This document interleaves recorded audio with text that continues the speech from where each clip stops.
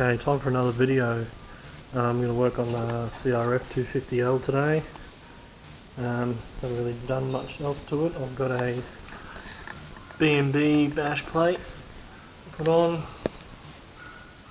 and the Pro Taper bar pad since the last video. But all the other mods that are on the bike are just handlebar guards, and I've taken the snorkel out from under the seat, drilled a couple of holes in the exhaust and the tail tidy. So that's all it's done. So what we're putting on today is a full arrow system with the header pipe, link pipe and the aluminium muffler. Also comes with the bracket there to put the standard white shield there back on, which some other exhausts don't have, which I don't like. Also has the clamp and springs. The other thing we're putting on is a EJK, which is the electronic jet kit to suit the exhaust. I've got one on my W800, so it seems pretty popular with these guys that put full exhausts on, so I'm going to run with that. Okay, so I've got some basic tools on my trolley here. I'm not sure what else I'll need. Socket set, Allen keys, some spanners, and hopefully that's all I should need to install everything. Doesn't look to be that hard, so I'll pull a couple of these fairings off and start doing the exhaust. And probably while the exhaust is off, I might get into the EJK, might give me a little bit more room, but I'll see. As you can see, I've got the bike up on a little stand here just to keep it upright, a bit easier to work on and fairly stable. Righto. Okay, what I'm going to do first is take off the seat. You need a 6mm Allen key to take that one and that one off. Already pre-loosened them, and I'm going to take the side panel here off. And it needs a 5mm Allen key in there. Already loosened that one, so I'll get them off. Okay, the bolts are undone, so I'll remove the seat. Put that one. And this side piece here just sort of clips in.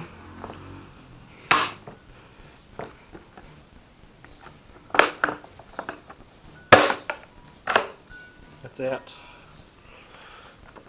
Now this is where, if you're going to do airbox mods, people drill into here. I'm thinking of getting another airbox lid and drilling some holes in a spare one, not the original one.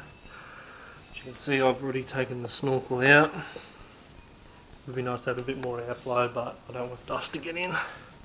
I probably will change to a different filter, like K&N filter at some stage, but leave the standard one in for now. Next step I'm going to do is loosen this clamp here and take this mounting bolt off here, and then get ready to remove the rear muffler. Okay, so what we need to do is use a 10mm ratchet. Just loosen that one a bit, just so we can slide the muffler or the front pipe off. And it's also a 10mm for this mounting bolt here. Keeping. So now we'll attack the rear muffler. So I have to remove this top shield here to get to this bolt down there, which holds the rear muffler on. Then it looks like it should come straight out. Okay, so what I've got here is a 12mm ratchet. I'm going to use a 12mm spanner on the other side. Just slide it in there, hold that on, take the bolt out, and then the muffler should come free. And there you go, it's off. It's pretty easy, just that one bolt. And that's the stock muffler off. I'll still have to grab that little heat shield sort of panel there, but I'll worry about that once the new one is on. So now it's onto the front pipe. See, should be just these two bolts there, nuts there, sorry. And that looks to be the only thing that holds it on, so I'll pull that off and then get ready to install the new one. I'm using a 12mm ratchet with a long extension just to reach onto them nuts there, loosen them off, and be ready to pull off the header pipe.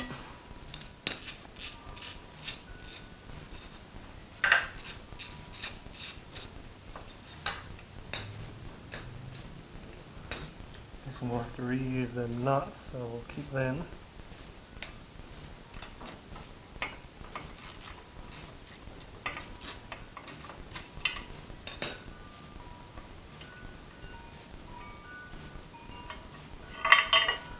That little flange will slide down, and there we are, the header pipe is now off. Before the exhaust goes on, I'm going to look at putting the EJK in, just in case I can reach easy with the exhaust off. I've seen people install them with the exhaust on, but make it as easy as possible. So I'm going to take the other side cover off, because I'll need to access the battery. So I'm going to put the earth or the EJK straight on the battery, and it shouldn't have any dramas there. And the only other connection I need to run is into the top of the fuel injector there. I need to put like a piggyback loom in, so this plug here will plug into one side of the EJK, the other wire from the EJK will plug back onto where that currently is. And then put the earth wire on and the EJK is installed. Probably sit it up on here, somewhere out of the way. So to take this side cover off, it's just the 5mm Allen head bolt in there. And this pops off as the other side does. And there you have it, there's the battery. Okay, these are the three connections for the EJK unit. See there's the hand control unit. Cord comes up to here. So on the left hand side here we've got the earth. We've got this second plug here, the grey one, which plugs onto the injector. And this one here plugs onto the loom that you unplug from the injector. So very easy, should take a couple of minutes to put in. Okay, so I'm going to put the unit up in the back here, tuck it in there, just set it there for now, run the cable down. Now I need to put on the earth onto the battery. It's a little bit too tight to get a socket on there. It's 8mm socket, but it just won't get in there properly. So I'm just going to use a Phillips head screwdriver, whack that on top, put it straight back on. You can see, got the earth under there, just tighten that back up. Nice and snug, all good and tight. So now we've just got to hook the injector loom on there. Okay, now I'm going to run the injector loom. The EJK does come with some zip ties, but I'm going to try and reuse these ones here, which can be reused because you can just flick that up and the zip tie undoes. So I'm going to run the loom through here into this gap, plug it in. It'll look OEM, it'll look stock. Okay, so I have the EJK installed. I've got the hand controller unit there. Cable runs through here. The earth goes on. I've got the injector loom cable using the factory zip ties into the frame and plugs in there. You can only really get one hand in there. It's not that bad, a bit tight. The only thing you need to do is make sure you push the injector clips all the way in. You'll hear it click. If it's not all the way in, it could rattle out and the bike will just stop running. So yeah, the other thing I noticed too is I never knew this bike had an oxygen sensor, and it's a bit different as it's mounted pretty much straight on the barrel at the exhaust port. I've never seen that before. I don't know how common or uncommon that is, just very interesting. On my W800 the EJK come with a blank for the O2 sensor plug, so the O2 sensor didn't work, but CRF250L one did not come with one, so I must not need it. So anyway, now the EJK is on, I will put this side panel back on now. So it just slides into here, pushes on there, and then a 5mm Allen bolt in there, and that side's back on. Close that up, and then we're onto the exhaust. Okay, I've got a basic drawing of how to put it on. Pretty simple. I'm going to start with the header. since it's only the two nuts holding it on. I'm just going to put everything on loose, and then once everything is in place I will tighten everything up in a sequence. Let's start with the header pipe. It should just be the two 12mm nuts and the header pipe with the flange at the top in place. Okay, so there it is with the two nuts just done up hand tight. See, it's the header pipe's still a bit loose to line everything up. You've got to make sure you put it on the other side of the frame. Route's the same way as a standard one, just a bit better diameter and it looks better in stainless. And there's a little outlet there, so now we'll put the link pipe on and then the muffler. Okay, putting together the header pipe, I've got the clamp put loosely over the end that connects to the header pipe. I've got the bronzy sort of coloured captive nut on the front one and the silver one on the back. Also have to put on this little bracket using one of the supplied little Allen bolts. Put a washer and this bracket on, and that gets tightened up with a 4mm Allen wrench.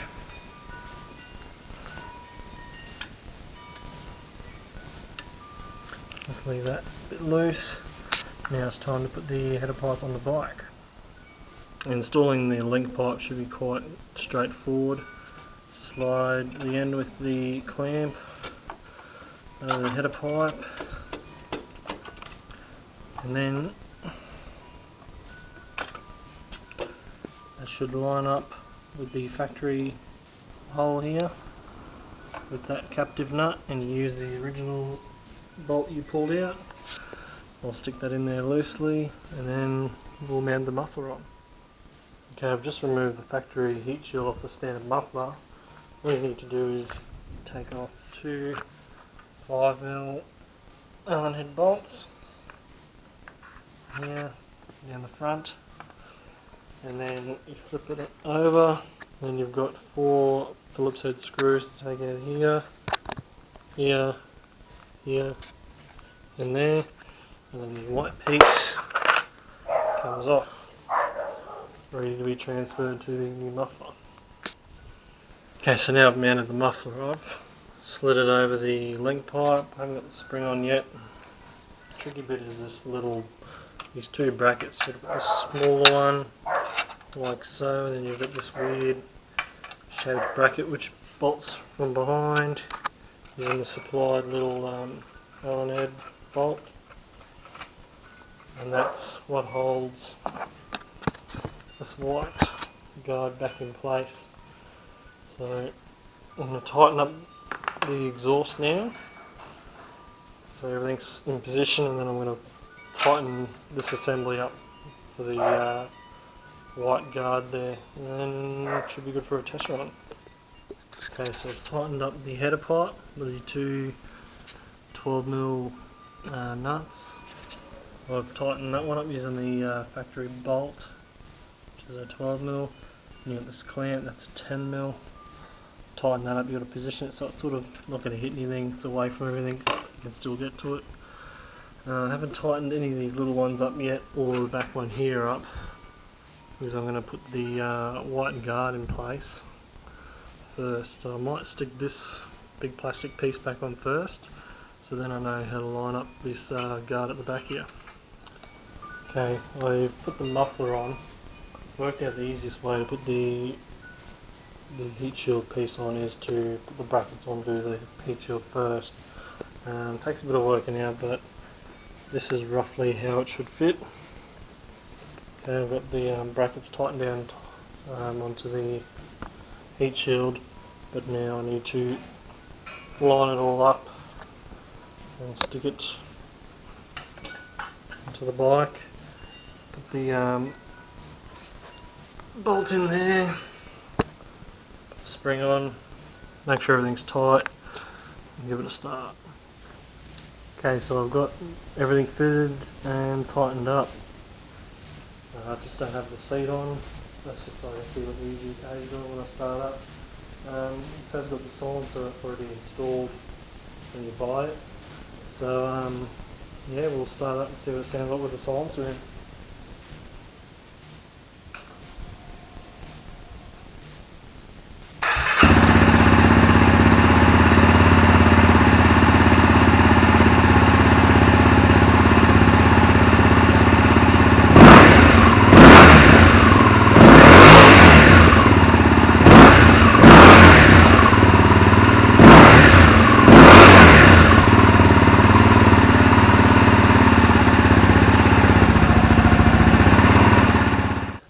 Okay, now I've taken the silencer out. Let's see how much louder it is. That's what the silencer is.